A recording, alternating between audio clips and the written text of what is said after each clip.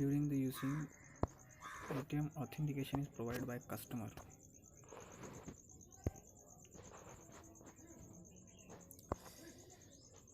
आजचा आपला टॉपिक आहे प्रोडक्टिव्हिटी. ज्यामधले काही क्वेश्चन्स आहेत ते क्वेश्चन्स आपण आज करू. पहिला प्रश्न आहे, during using ATM authentication is provided by customer bye entering. तर याच्यामध्ये 4 पर्याय दिलेले आहे: कॅश, IFSC, पिन, KYC. पहा, ATM वापरत असताना जेव्हा आपण ATM वापरत असतो त्यावेळेस आपल्याला आपलं अकाउंटबद्दल एक ऑथेंटिकेशन म्हणजे एक मॅसेज असं विचारलं जाते की बा खरंच हे तुमचं अकाउंट आहे का. तर त्याच्यासाठी तुम्हाला एक सिक्रेट पिन नंबर दिलेला असतो. सिक्रेट पिन नंबर असतो, त्यालाच आपण पिन म्हणतो. आता जसं पहिलं आहे कॅश म्हणजे पैसे आहेत. IFSC म्हणजे प्रत्येक बँकेचा हा भारतातल्या प्रत्येक बँक ही रजिस्टर्ड आहे आणि त्याच्यामधला प्रत्येकाचा एक विशिष्ट नंबर असतो. आणि पिन हा आपल्या ATMचा आपण त्याला पासवर्ड म्हणू शकतो किंवा त्याला आपण असं सिक्रेट कोड म्हणू शकतो. आता प्रत्येक गोष्टी मोबाईलला असतात तसं मग मोबाईलला असतात, कारण कुणीही अनऑथराईज व्यक्तीने त्याला ॲक्सेस करू नये, त्याला वापरू नये यासाठी त्या ATMला पिन लावलेला असतो. त्याच्यामुळं आन्सर आहे 3. आन्सर आहे C. आता नंबर 2 आहे, एक्सपान्शन ऑफ ATM म्हणजे ATMचा फुल फॉर्म असे म्हणू शकतो आपण आपल्या भाषेचा सांगायचं. तर त्याच्यामध्ये पहिलं दिलं आहे सिंक्रोनाइज टेलर मशीन, B आहे ऑटोमॅटेड टेलर मशीन, C आहे ऑटोमॅटेड टाईम मशीन, D आहे ऑटोनॉमस टाईम मशीन. तर याच्यामधलं जे दुसरं आहे ऑटोमॅटेड टेलर मशीन किंवा ऑटोमॅटिक टेलर मशीन हे उत्तर बरोबर आहे. त्याच्यामुळे उत्तर आहे B. Number 3, low productivity will leads to. Number A, job security, B, political stability, C, decrease in GDP per capita. Number C, decrease in GDP per capita आणि D, increase in GDP per capita. पहा, तर low productivity म्हणजे कमी उत्पादकता ही कशाकडे घेऊन जाते तुम्हाला. Job security, productivity कमी झाली, जॉब सिक्युरिटी राहणारच नाही, जॉब चालले जाईल. पॉलिटिकल स्टॅबिलिटी मुश्किल आहे. नंतर डिक्रीज इन GDP आपण शिकलो असेल, जशी एखाद्या देशाची उत्पादकता वाढते तसा त्या देशाचा GDP वाढत जातो, इन्क्रीज होत नाही.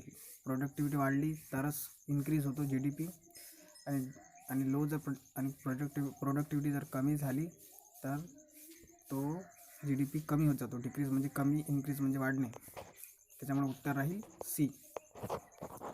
आता प्रश्न क्रमांक 4, production is define as a ratio of याच्यामध्ये पहिला आहे आउटपुट ऑर इनपुट, B आहे इनपुट आउटपुट, C आहे output or skill of workmanship, D आहे input or skill of workmanship. याच्यामध्ये पहिले उत्तर बरोबर आहे, output input.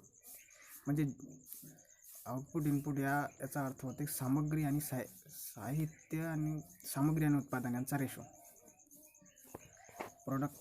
Number 5, productivity is define as a ratio of, इथं झालेला आहे. नंबर 6, एक्सपान्शन ऑफ ATM, इथं झालेलंच आहे, ऑटोमॅटिक टेलर मशीन. नंतर process used by business to verify the identity of their client is GDP, KYC, ATM, TFP. पहा, आता त्याच्यामध्ये दिलेलं आहे process used by businessman to verify the identity of their client is. पहा, एखादा businessman असेल, त्याला एखाद्या व्यक्तीची आयडेंटिटी व्हेरीफाय करायची आहे. तो कोण आहे, कुठला आहे, या सगळ्या गोष्टी माहीत करून घ्यायच्या असल्यास त्याला एकच ऑप्शन आहे, तो म्हणजे KYC, नो युअर कस्टमर. म्हणजे तुम्ही तुमच्या ग्राहकाची ओळख मग ती कशात होईल, KYC, नो युअर कस्टमर. आता याच्यामध्ये डॉक्युमेंट्स याला म्हणतात KYC, म्हणजे तुम्ही तुमच्या ग्राहकाला कसे ओळखता. मग आता तुम्हाला KYCला डॉक्युमेंट कोणकोणते लागतील, आधार कार्ड, पॅन कार्ड, अजून इलेक्ट्रिसिटी बिल, ह्या गोष्टीसुद्धा लागतील. त्याच्यामुळं आन्सर आहे बी. म्हणजे तुम्ही एखादा बिझनेसमॅन त्या व्यक्तीला कसा आयडेंटिफाय करेल, त्याचा क्लायंट जो असेल, ग्राहक, तर त्याला त्याच्या KYC वरून. आता प्रश्न पाहू number 8. What is the advantage of automation. स्वयंचलित याचे फायदे काय आहे. Number 1, reduce operation time. B, high initial cost. C, unpredictable development cost. आणि डी, सिक्युरिटी थ्रेट्स. त्याचं उत्तर पहिलं आहे रेड्यूस ऑपरेशन टाईम. पहा, ऑटोमेशन म्हणजे स्वयंचलित यंत्राच्या द्वारे आपण कमीत कमी वेळेत जास्तीत जास्त काम करू शकतो. जस्ट लाईक, तर जसं पाहिलं असेल तुम्ही की आपण जर तुम्ही गाडीने जर समजा इथून एखादं यवतमाळवरून तुम्हाला जर एक नागपूरला जायचं असेल, तर तुम्ही जर बैलगाडीने गेले तर तुम्हाला किती पूर्ण दिवस चालला जाईल. तेच तुम्ही एखादा स्वयंचलित यंत्र, ज्याला आपण गाडीमध्ये म्हणतो, पण एखादा बस किंवा बाईकने जर गेलं तर 3 किंवा 4 तासात पोहोचू शकता. म्हणजे जो टाईम पिरियड असते, ज्या प्रोसेसचा वेळ असते प्रोसेसिंगचा, तो खूप कमी होईल. त्यानंतर 9वा प्रश्न आहे, what is the unemployment rate if there are 125 million people in the labour force, 100 million people employed in 25 million are not. त्याचं उत्तर आहे बी, 20%. त्यानंतर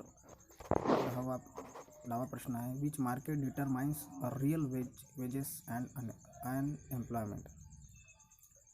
पहा, जर विच मार्केट, कोणत्या बाजारामध्ये, म्हणजे एम्प्लॉयमेंट, रोजगार किती आहे याचा जर तुम्हाला माहिती करून घ्यायची असेल तर तुमच्यासाठी एकच आहे की रोजगार किती आहे एखाद्या देशामध्ये किंवा एखाद्या मार्केटमध्ये. तर तुम्हाला त्याचा जो लेबर मार्केट असते, त्याची जी कामगारांचं जे मार्केट असते, हेच तुम्हाला सांगू शकेल की याच्यामध्ये किती खरंच एम्प्लॉयमेंट आहे आणि किती, म्हणजे कोणता प्रॉब्लेम्स आहे. म्हणजे प्रॉब्लेम नाही म्हणतात त्याला, कोणकोणत्या प्रकारची एम्प्लॉयमेंट आहे या सगळ्या गोष्टी.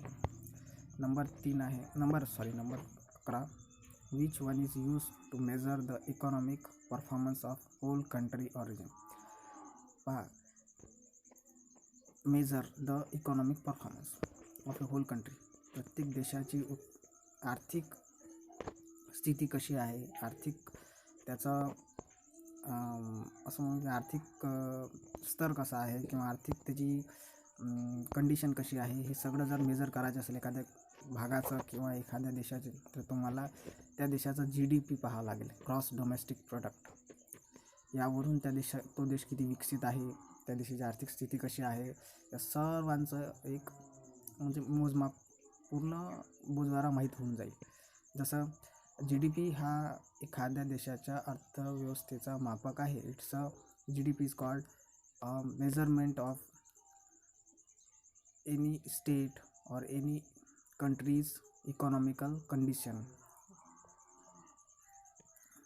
आणि नंबर 12 आहे, which one of the following not a category of pure risk. त्याच्यामधलं उत्तर आहे बी, टेक्नॉलॉजी रिस्क. नंतर which one of this following not an objective of incentive म्हणजे वेतना व्यतिरिक्त दिले जाणारे जास्तीचे पैसे. आता ही कशाला दिले जातात. पहा, high cost of production, which one is not. पहा, याच्यामध्ये इन्सेंटिव्ह का दिला जाते. आता हा प्रश्न जो विचारला हा याच्यामध्ये जे 4 ऑप्शन आहे, या 4 ऑप्शनमधलं कोणतं नाही आहे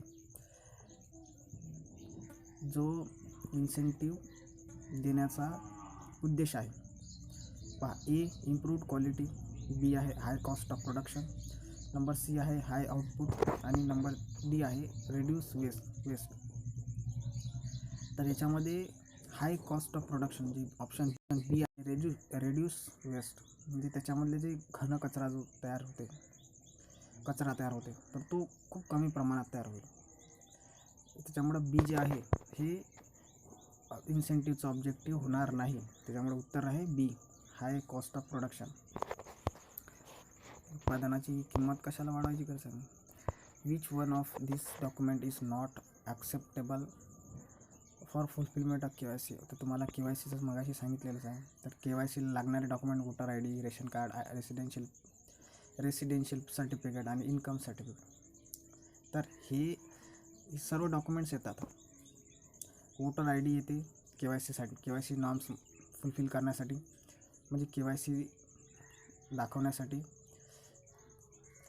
आणि रेशन कार्डसुद्धा येते, रहिवासी दाखला, रेसिडेन्शियल सर्टिफिकेट. पण इन्कम सर्टिफिकेट KYCसाठी येणार नाही. याचा आणि KYCचा काहीही संबंध नाही. KYC कशासाठी असतो की ग्राहकाला ती संबंधित व्यक्ती, तो बिझनेसमॅन, ती बँक, ती इन्स्टिट्यूशन ओळखते का, याच्यासाठी असते. वोटर ID तुम्ही कोण आहात, तुमचं ओळखपत्र असते.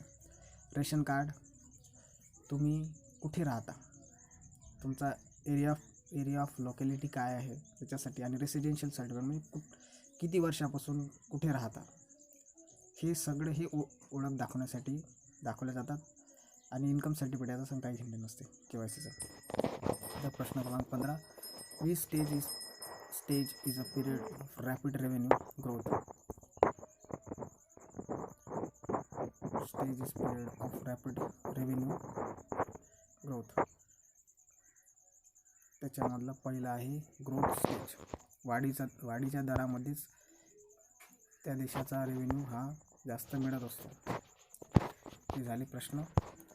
अजून आता प्रोडक्टिव्हिटीवर झालेले आहे. रविकांत दासूड, इन्स्ट्रक्टर आहे IIT आर्नीला. ES एम्प्लॉयबिलिटी स्किल म्हणून शिकवतो. थँक्यू.